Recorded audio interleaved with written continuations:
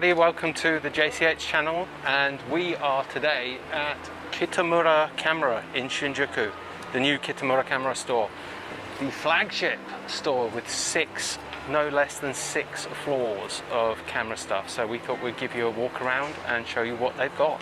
Let's go. Okay, we're here at the 6th floor, and on the 6th floor they have the Vintage Salon.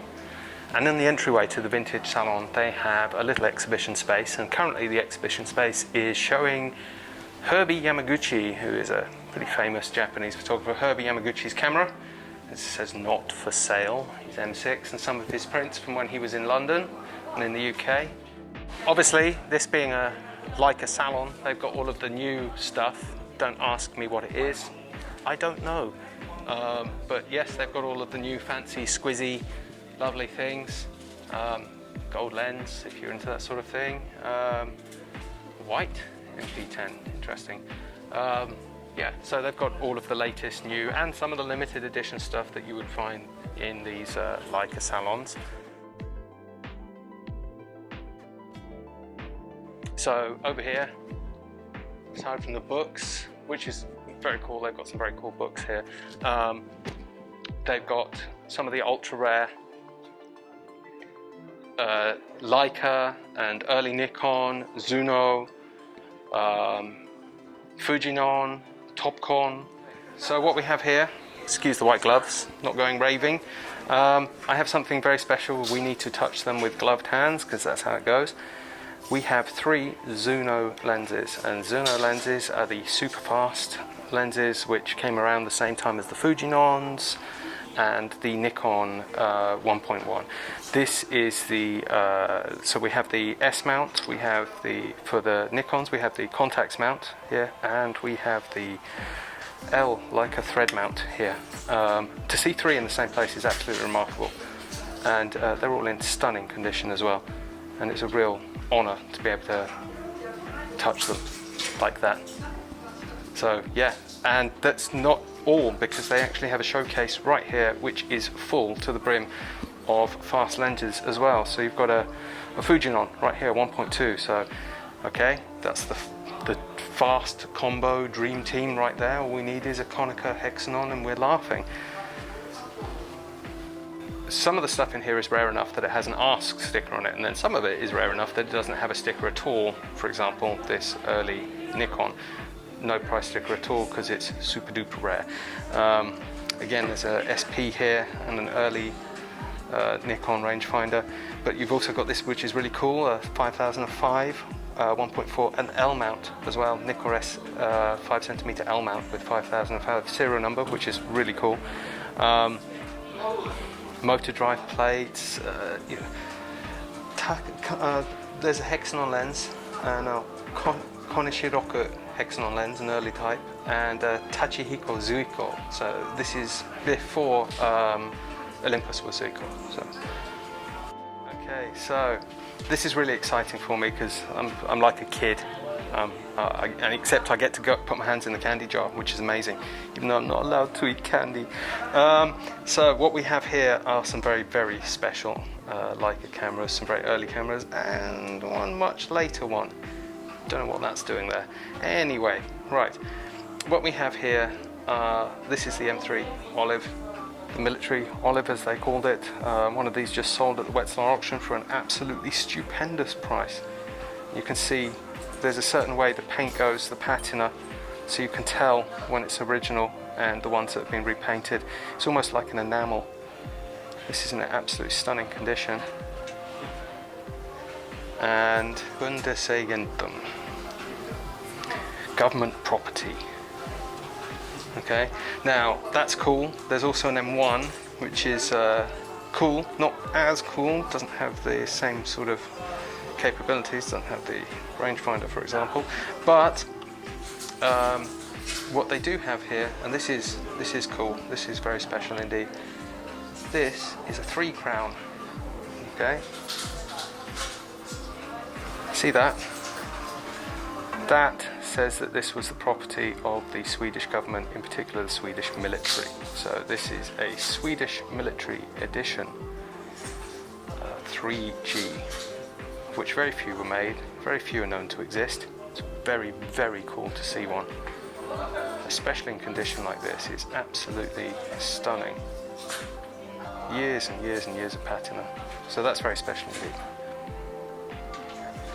So this is interesting. This is a Luftwaffe, so reputedly made for the Luftwaffe, the German Air Force.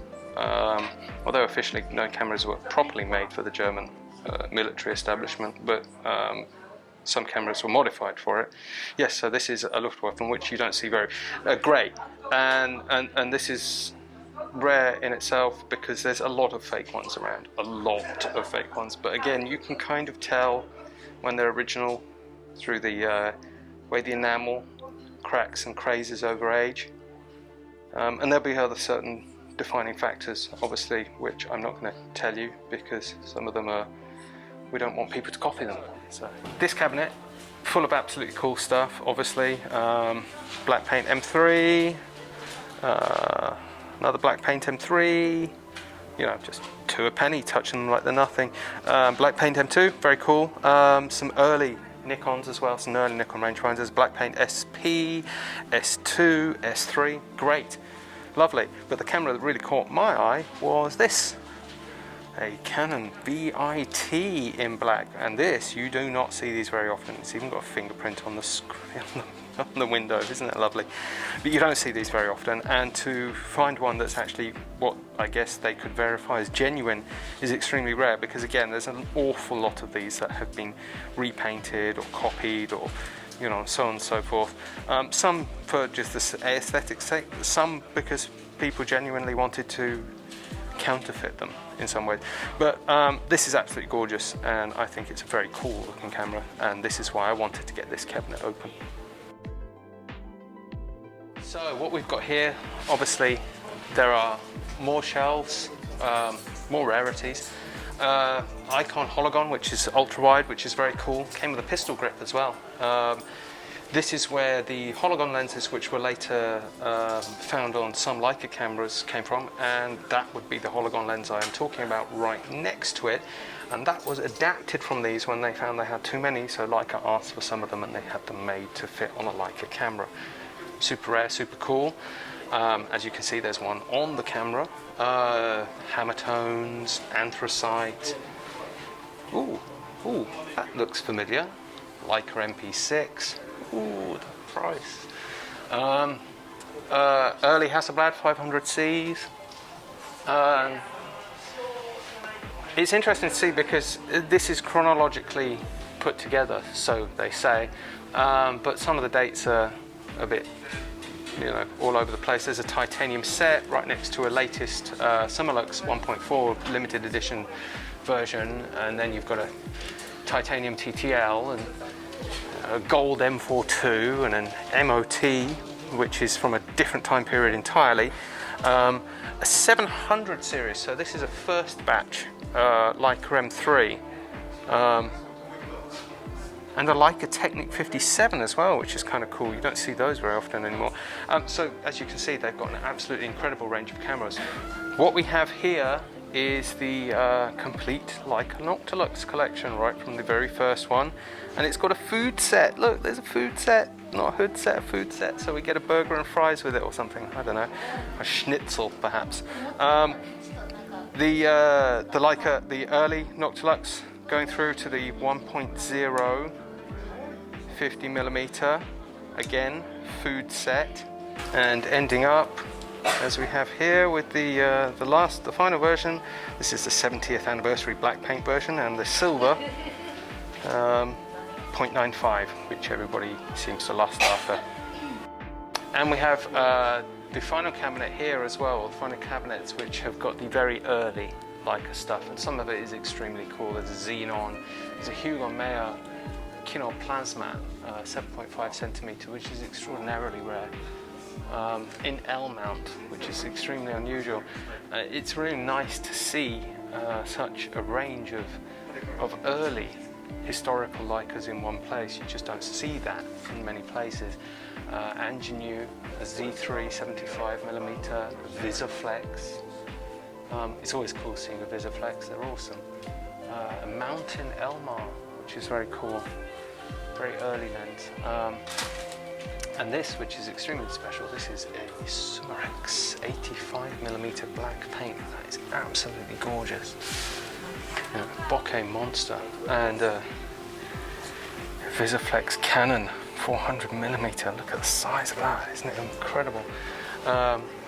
They've also got an you know, early Hector Summicrons, but things like a Stemar, the stereo set, so you can create stereo images, which is really good fun. So yeah, this room itself is like a historical showcase of early Leica and early Nikon, and it's very unusual and it's nice to see in a city like this.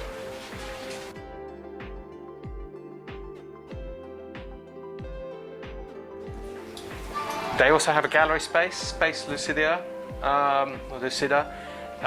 Gallery space it's assessment only, so you can't just rent it. You have to submit your portfolio and you may be chosen to show your work here. This is available now. They've also got a studio section, but this isn't quite finished yet, so it's not actually going to be available for rent until next year, but the plan is that next year it will be available for people to rent. Down to the 5th floor, and here they have the buying, repairs, maintenance, so you can get your camera repaired, you can get your cameras fixed, you can go to the powder room, and you can have your ID taken after you've been to the powder room. So down again, we have another floor, the 4th floor. In the 4th floor, also on the 4th floor, we have which is more interesting to me, this is the used film camera and lenses sales. And as you can see, there are rows and rows and rows of things. This reminds me of what the camera shops in Japan were like 10, 15 years ago, because there were several shops like this.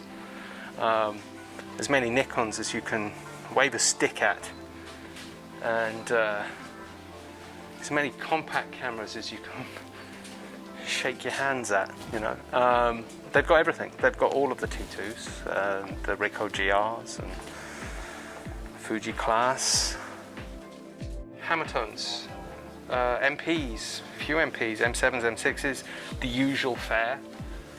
Prices are very similar to pretty much everywhere else in Tokyo, which means high, but that's the way the market is now. There's some curiosities as well, some stuff you don't see. There's a Plasmat, Zeiss Icon. It's quite unusual to see things like that. You don't see those very often, especially amongst the more modern offerings, like the Contax G2s and the G1s and the RTSs. So it's nice to see a sort of mix of old and new together. It's a F3 high-speed H with a high-speed motor, so it's very fast, and a Nikon M next to it. I wonder why that isn't upstairs with the other M's and the S's and the I's, Nikon 1s. This is cool. This is very cool, in fact. This is a Yasuhara T981 in black. You don't see them in black. This must have been a special commission. That's very cool. They even have a selection of film, although they don't have my film, not yet. But they do have a selection of film in here, which is great to see. So you can come in here and get your film too. Bonus. So once you get down to the 3rd floor, there is a Starbucks.